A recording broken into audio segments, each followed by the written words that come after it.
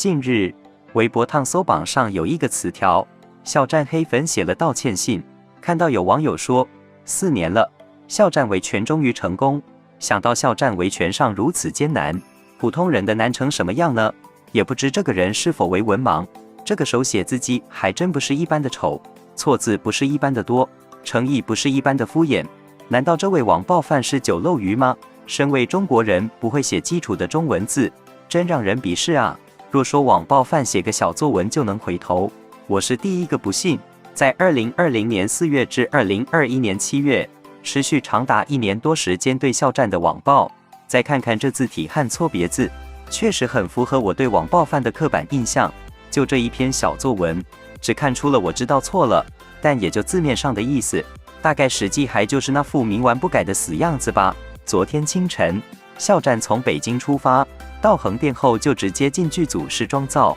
听说肖战下班时被多台私生跟车了，我到微博营销号那儿一看，那还真是两眼一黑。这些私生又是谁啊？真的猖狂到令人发指了。你以为就这？别急，还有更夸张的在后头。在营销号那儿就又看到有网把乌龟线下集结接机，反正这些人都是当私生处理了。这些博君一笑的 CP 粉带着3个颜色的气球，并高调的发微博，还沾沾自喜称他们给肖战粉丝小飞侠起脸输出了。看了一眼浙江省的义乌机场线下接机视频，那是一个小飞侠也没有。肖战家早在2019年就禁止国内线机场跟拍即接机了。这些网吧乌龟还对着肖战高喊：“肖战，不要被老飞侠裹挟。”这些博君一笑的粉丝，这追思其实就算是私生粉了，而且透过当面的羞辱明星，来达到脑内分泌多巴胺的快感，把自己的快乐建立在别人的痛苦上，挺变态的。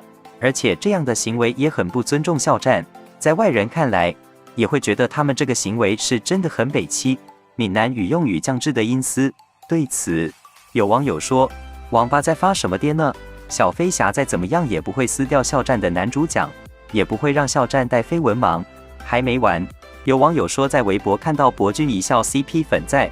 博君一笑超话里看到了一则帖文，就是教导博君一笑 CP 粉怎么装模作样的伪装成一位小飞侠，然后他们要向肖战申请报销费用。真不愧是博君一笑 CP 粉了。我想问你们，追星的对象只有肖战一位吗？博君一笑 CP 粉难道不是追了很多明星的多单粉吗？你们那博爱的心，平常那是肖战这个人以外的人都爱屋及乌了，那么不单纯的各种小九九心思啊，你们又是怎么好意思向肖战申请报销费用啊？说回有网友说，你见过给粉丝报销费用赔偿根本没有官宣活动的损失的艺人吗？今天肖战他真的做了，真的心疼死了，怎么能有这么好的艺人啊？一大早就被肖战感动到了。针对粉丝们的赔偿方案，深夜出炉，所有赔偿费用均由肖战工作室提供，简单说都是由肖战提供，并且声明再次提到对此事造成的困扰跟大家说抱歉，也表示特别理解大家今天的失落感。是的，肖战什么都没有做错，这只一个拼盘跨年演唱会而已，且肖战并没有官宣，但是最后兜底的还是他。网友说，这么多年，他大概是唯一一个为未官宣的拼盘演出赔钱的艺人，这不是他的个人演唱会，门票收入跟他也没有任何的关系，但是他知道很多的人就是为他而去，所以他愿意承担所有爱他人的损失。还有比他更好的艺人吗？这么多年，杂志卖高价了，他会亲自去沟通，要求商家退款。没人想过他背后承担的是什么吗？公益歌曲要卖钱，他亲自沟通，平台退款。没人想过他背后得罪是谁？品牌直播都是关闭购物通道，要求大家理性购买。没人想过他付出什么？剧组要求提前开机，上午平台还不同意粉丝退款，下午就转变了态度。没人想过他为此付出的代价，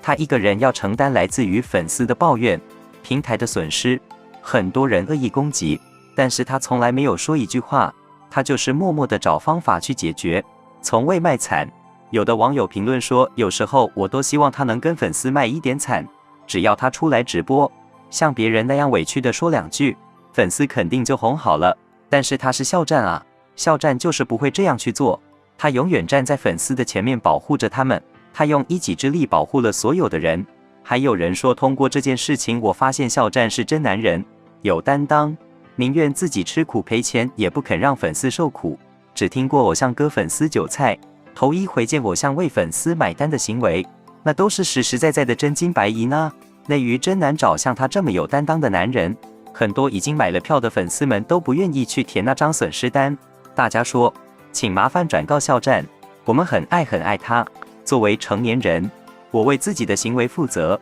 希望肖战顺顺利利、健健康康、安心拍戏。真的是哭死了，狠狠的被肖战和粉丝感动到了。我是他的粉丝，我很骄傲。另外，在微博上还看到一位有律师执照的美国网友提及：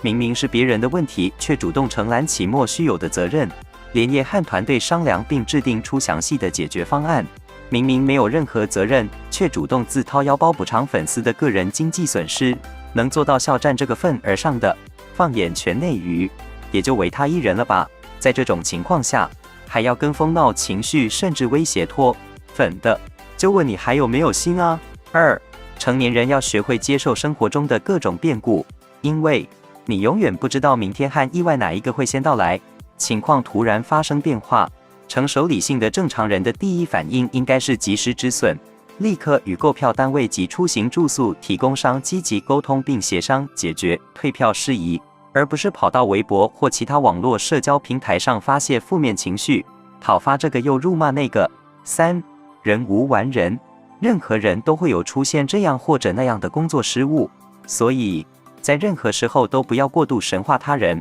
也不要恶意妖魔化任何人，包括对他及其身边的工作人员，包括对接，也包括对大粉或者小散粉。成年人要有独立的思辨和判断能力，要为自己的言行和决定负责任并承担一切后果。无论你是无条件相信某个人并听从他号召和指令，还是质疑某个人并拉黑他，你都要接受并承担因为你的信任或质疑而产生的一切行为后果，包括你由此可能会遭受的精神损失、被欺骗或误伤同担，也包括本来可以避免的经济损失，而不是一旦事情的发展和自己预想的不一样，或者出现了自己无法接受的后果，就撒泼打滚、哭天抢地。当初有多爱多舔多巴结那个人，现在就有多埋怨多痛恨那个人。追星追战是为了追求美好，追求阳光，追求正向的情绪价值，而不是让自己活成一个刻薄阴暗的泼妇。4. 出现任何问题，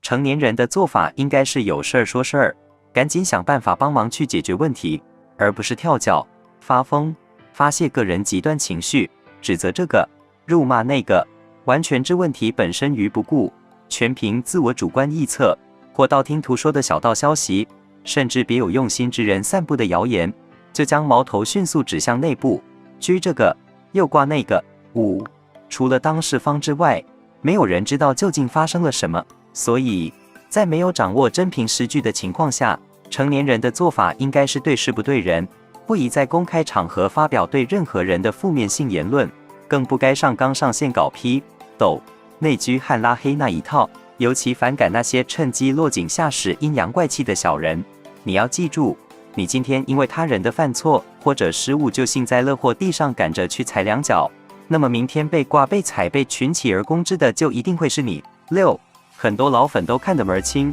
现在跳得最凶、闹得最欢时又再度表演脱粉的，除了批皮黑子之外，还是一直以来疯狂踩剧攻击肖战本人和工作室以及各合作方的那帮子漏货。所以请大家一定要稳住再稳住，保持冷静，时刻警惕，千万不要被他们 pure 并带节奏去做任何有损于肖战本人利益的过激的事情。7. 既然肖战本人及工作是已尽最大努力给了我们他们并不曾亏欠过我们的珍贵的情分，那么真心希望如能他所愿，大家都安安静静的，赶紧让这件事情翻篇儿，让我们头也不回的继续大步向前走吧。8. 接下来的大电影将是重中之重，需要每一位小飞侠的积极参与和全程支持，所以真诚希望大家能够放下各种不愉快，不要再相互猜忌和指责，请以大局为重，迅速调整个人情绪和心态，一致对外，为他即将和大家见面的新作品和新角色献上我们最盛大、最热烈的支持。